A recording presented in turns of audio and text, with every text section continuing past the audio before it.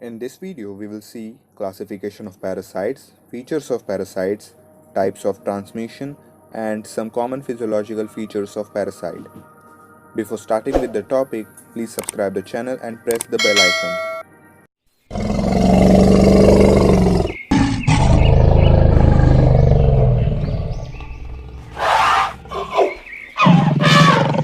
Classification of parasites based on the location in the host. Parasites can be classified as endoparasites and ectoparasites based on their location. Endoparasites reside inside the body of the host. Ectoparasites reside on the body surface of the host. Now, coming to the second criteria of classification of parasites based on the dependence of parasitic life. The parasites can be classified into obligate parasites, facultative parasites, parasitoids based on their dependence. Obligate parasites. These types of parasite depends entirely upon their host. They need their host for their nutrition, reproduction, habitat, and survival. They have evolved a variety of parasitic strategies to exploit their host. Mostly endoparasites are obligatory parasites. Viruses are obligate parasites. They obtain protein and nutrition from their host body, and to get their protein, they take control of the host's protein synthesis mechanism. They spread very fast inside the host body due to the availability of protein, and they are in constant research of the protein synthesizing sites of the body. Bacteria are also example of obligate parasites, example pneumococci and mycoplasmas. These types of bacteria are hard to grow in culture medium as they need their host for survival. Other example of obligate parasites are Rickettsia, Taenia solium, flatworm, Plasmodium, Chlamydia, Trichinella, flukes, etc.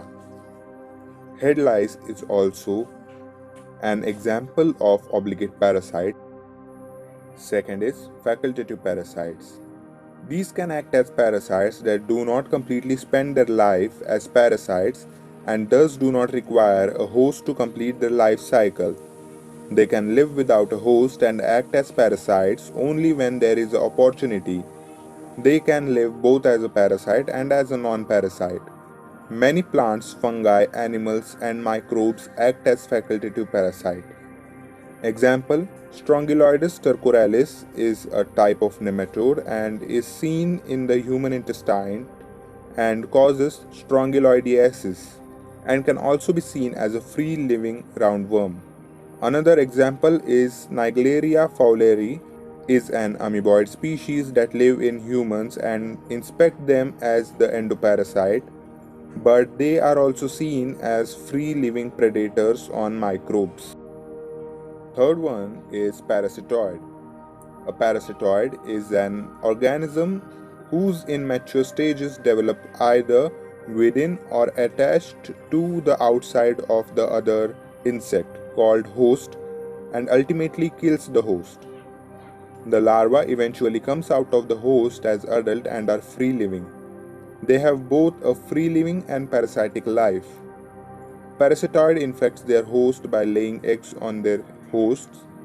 They are smaller than their host and attack only a particular life stage of the host. The adults are other predators or nectar feeders, and only females are involved in parasitoid life cycle. Example, wasp, tachinid flies, beetles, and worm. Another criteria is on the basis of time period spent by parasite with host. Here parasites are classified into two categories. Parasites which spend short time with the host are called as temporary parasites. For example, bedbugs, leeches, mosquitoes, etc. Parasites which complete their entire life cycle with one host are called as permanent parasites. For example, lice, E. histolytica, fluke, itchy mites, etc.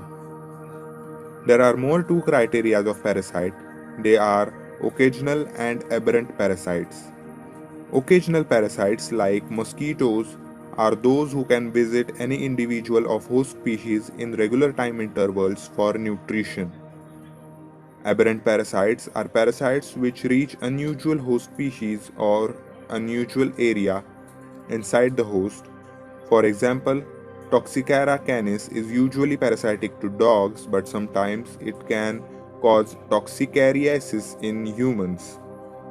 If aberrant parasite reaches wrong host or wrong place, it may cause unusual infection or unusual disease. Now, coming to the features of parasites. Parasites are specialized for extreme resource utilization. All parasites develop a similar mechanism for recognizing and approaching the host, for reaching the presence of the host, for reacting to the presence of the host, for gaining access and tolerating and resisting the host's internal environment, and also for getting transferred from one host to another. First is infectiousness. Infectiousness is the ability of the parasite to enter into a host and to tolerate and resist the internal environment of the host for the parasitic establishment, multiplication, and survival. If parasite have one or more kind of host, then there will be separate infection stages. It is specific for a particular host. Second is establishment. Establishment is attainment of the physiological fitness by parasites for growth, reproduction, survival within the host and for synchronizing its physiological features with the homeostatic mechanism of the host. Third is transmission. Transmission is the mechanism of transfer of parasites from one host to another. It is of two major categories, active and passive. Active transmission involves direct or penetrative transmission. In this case, the parasite directly penetrates into the body by own modification. This is common among hookworms and blood flukes, etc.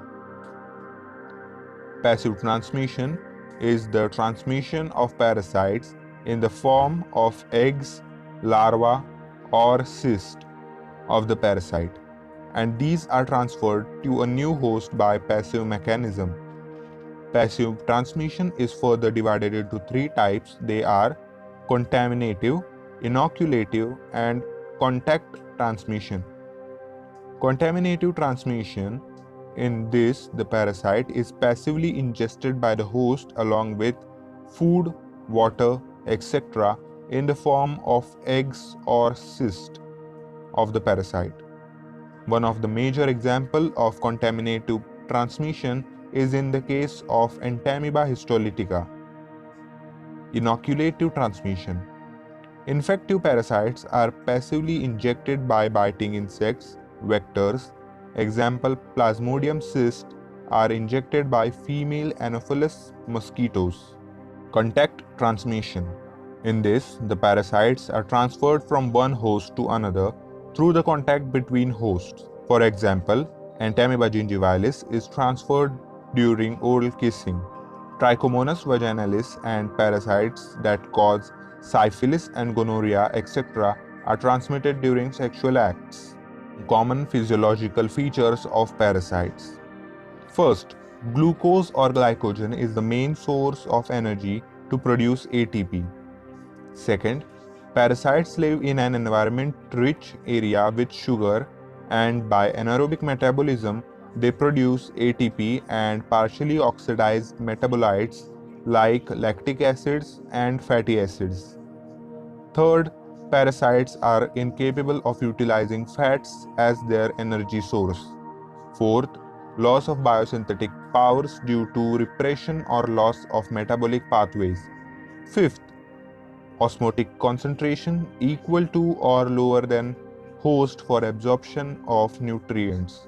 Sixth, produces hydrolyzing enzymes to digest host tissue. Seventh, blood-feeding parasites produce anticoagulants to prevent host blood clottings. Eighth, high resistance to toxins or metabolites of the host. That's all for today. Next video on history of microbiology. Please subscribe the channel, like the video and comment for any suggestions.